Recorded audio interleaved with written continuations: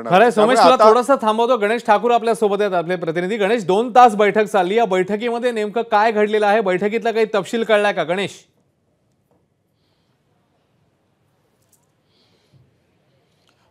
अश्विन, हे आता तिन्ही नेते जे.पी. नड्डा आणि अमित शाह सांगू शकतील, म्हणून आपण इथं कोणतीही पतंगबाजी करणार नाही. मला वाटतं चर्चा पूर्ण झाली असेल.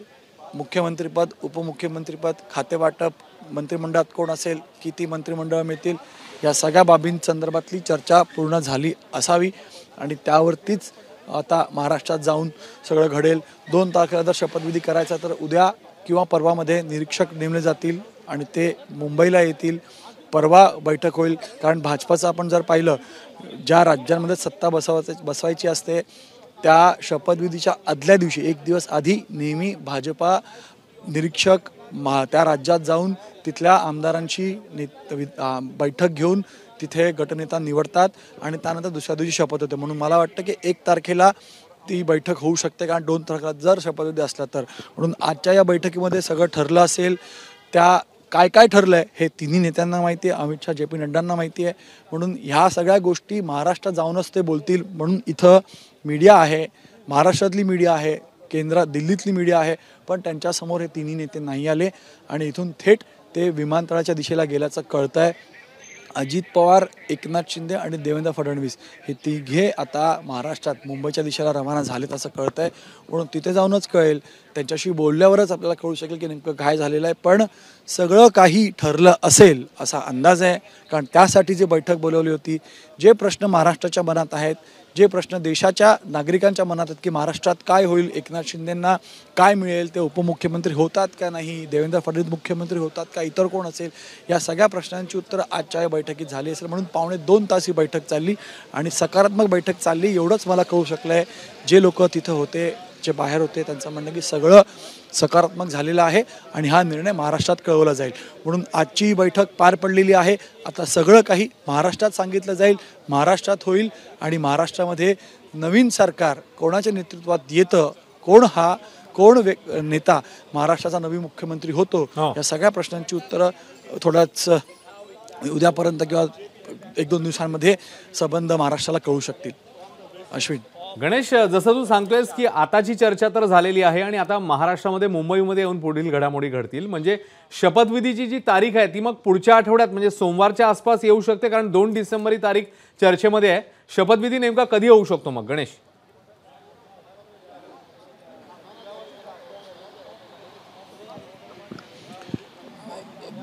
अश्विन, असं आहे की भाजप म्हणजे एक इंग्लिशमध्ये म्हणे, एक्सपेक्ट द अनएक्सपेक्टेड. म्हणजे तुम्हाला जे अपेक्षित नाही आहे त्याचीच अपेक्षा ठेवा, असा ह्याचा अर्थ काढू शकतो. म्हणून भाजपामध्ये तसंच आहे की तुम्हाला जे वाटतं होणार नाही तेच होऊ शकतं किंवा तेच होईल.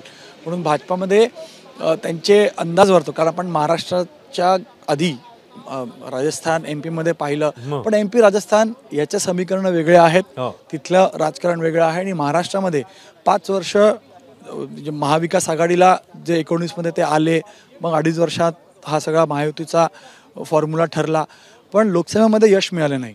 म्हणून त्यानंतरपासून ही मेहनत सुरू केली. महायुतीत भरभरून यश मिळालं आणि हेच यश आता महाराष्ट्राला पुढच्या 5 वर्षांसाठी भाजपचं नेतृत्व देत आहे.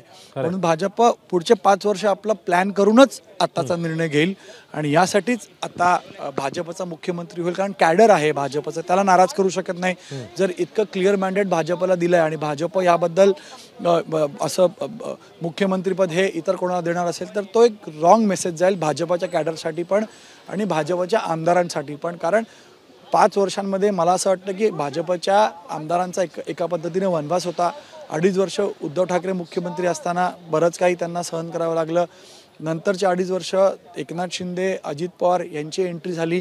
तर भाजपचा आमदार मागील 5 वर्षांपासून त्यांच्या मुख्यमंत्रीची वाट पाहत होता. म्हणूनच आजचा मॅन्डेट भाजपच्या कॅडरला हे वरिष्ठांना सांगण्यासाठी किंवा त्यांना हे पटवून देण्यामध्ये यशस्वी झालेलं आहे की भाजपचाच मुख्यमंत्री व्हावा.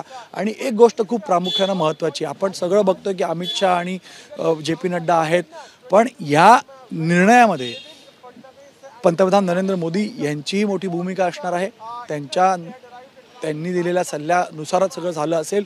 त्यासोबतच संघ हा एक मोठा फॅक्टर आहे आणि संघानं देखील आपली चॉईस सांगितली असेल. आता बऱ्याच चर्चा आहेत की संघ हिंदुत्वासाठी भाजपसोबत आहे आणि त्यांचा अजेंडा फक्त हिंदुत्व आहे. भाजपमध्ये काय होतं हे पक्षांतर्गत सगळे अधिकार भाजपचे आहेत. पण मला असं वाटतं की महाराष्ट्रापुरता तरी संघ फुट डाऊन करेल. संघाचा निर्णय, संघाचे मत या संदर्भात खूप महत्त्वाचा असेल आणि त्यामुळं या सगळ्या घडामोडींमध्ये संघाचा एक मोठा वाटा होता आहे आणि त्यांच्या सल्ल्यानुसार किंवा त्यांचं जे मत असेल, संघाचं मत, तेही खूप महत्त्वाचं असेल आजच्या या निर्णयामध्ये. अश्विन.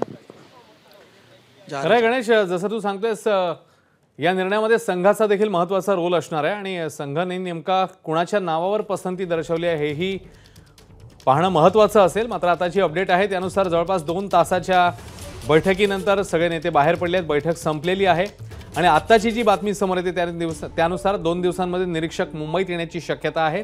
1 तारखेला महायुतीची बैठक होऊ शकते आणि नंतर मग कदाचित 2 तारखेला किंवा त्याच्या पुढे शपथविधीची मग तारीख समोर येते का पाहणं महत्त्वाचं असेल. मात्र तुर्तास आताची अपडेट महाराष्ट्राच्या दृष्टीने महत्त्वाची ती म्हणजे अमित शहांच्या निवासस्थानी सुरू असलेली एकनाथ शिंदे, देवेंद्र फडणवीस, अजित पवार आणि अमित शहा यांच्यामधली बैठक आता संपली आहे आणि सगळे नेते आता बाहेर पडलेले आहेत. जे.पी. नड्डा देखील बैठकीला उपस्थित होते आणि हे प्रमुख नेते सगळे आता बाहेर पडले आहेत.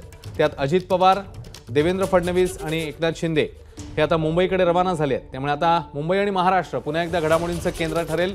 उद्यापासून पुन्हा एकदा इकडे काय घडामोडी घडतात पाहणं महत्त्वाचं असेल. तर या बैठकीमध्ये नेमका काय निर्णय झालाय हे समोर आलेलं नसलं तरी बैठक मात्र संपलेली आहे. त्यामुळे काहीतरी ठोस नक्की कदाचित ठरलेलं असू शकतं जशी आताची माहिती आहे. मग त्याच्यामध्ये मुख्यमंत्री कोण होणार, उपमुख्यमंत्री किती आणि कोण होणार, त्यानंतर महत्त्वाची खाती त्याच्या संदर्भात देखील कदाचित चर्चा झालेली असू शकते, निर्णय झालेला असू शकतो. आणि मंत्रिमंडळाचा फॉर्म्युला हा नेमका कसा असेल, कोणत्या पक्षाचे किती मंत्री असतील, ते कोणते मंत्री या पहिल्या शपथविधीमध्ये शपथ घेतील, हे सगळं कदाचित या बैठकीमध्ये चर्चेला आलेलं असू शकतं. मात्र सविस्तर तपशील आपल्याला यायला काही वेळ लागू शकतो. तुर्तास सध्याची जी अपडेट आहे त्यानुसार बैठक संपली आहे. 2 दिवसांमध्ये निरीक्षक मुंबईत येऊ शकतात. 1 तारखेला महायुतीची बैठक होऊ शकते आणि त्यानंतर मग पुढची पावलं टाकली जाऊ शकतात. सध्याच्या घडीला अमित शहा यांच्या घरची ही बैठक संपल्याची माहिती आणि त्याची ही दृश्य आपल्या समोर आहे. दरम्यान बैठकी आधी दिवसभरात नेमकं काय घडलं जाणून घेऊया. अजित पवारांची प्रफुल्ल पटेल, सुनील तटकरेंसोबत बैठक झाली. तसंच दिल्लीमध्ये अजित पवारांची पत्रकार परिषद पार पडली. याशिवाय दिल्लीला जाण्याआधी शिंदेंची वर्षा बंगल्यावर नेत्यांची बैठक पार पडलेली आहे. याखेरीज दिल्लीत फडणवीस आणि अजित पवार यांच्यामध्ये 2 तास चर्चा झाली आहे. याखेरीज महाबैठकीआधी अमित शहा आणि जे.पी. नड्डा यांच्यामध्येही चर्चा झाली.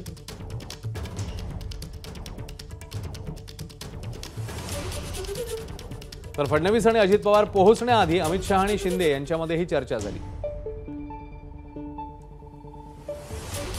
तर 2 तासांपासून ही महाबैठक जी आहे ती सुरू होती ती आता संपलेली आहे.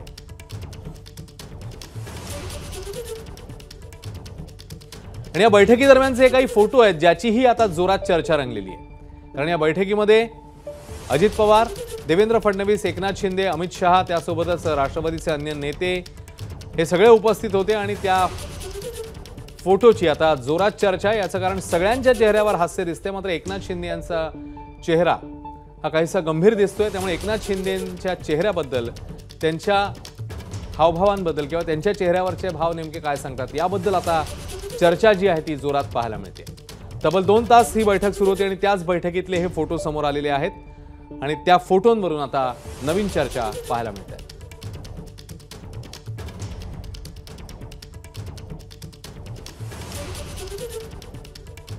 महायुतीने एकीकडे 200च्या पुढे, 225च्या पुढे जागा मिळवलेल्या असतानाच त्यांचं सरकार येणारे निश्चित झालेलं. मात्र आता अर्थातच महत्त्वाचा प्रश्न समोर आला, तो मुख्यमंत्री नेमकं कोण होणार. आणि त्या अनुषंगाने बैठक होती. मुख्यमंत्री, उपमुख्यमंत्री, महत्त्वाची खाती, मंत्रिमंडळात किती मंत्री, हे सगळे प्रश्न ज्याची उत्तरं आपल्याला मिळणं अपेक्षित आहे. आणि त्याच दृष्टीने महायुतीची ही महाबैठक शहांच्या निवासस्थानी पाहायला मिळाली.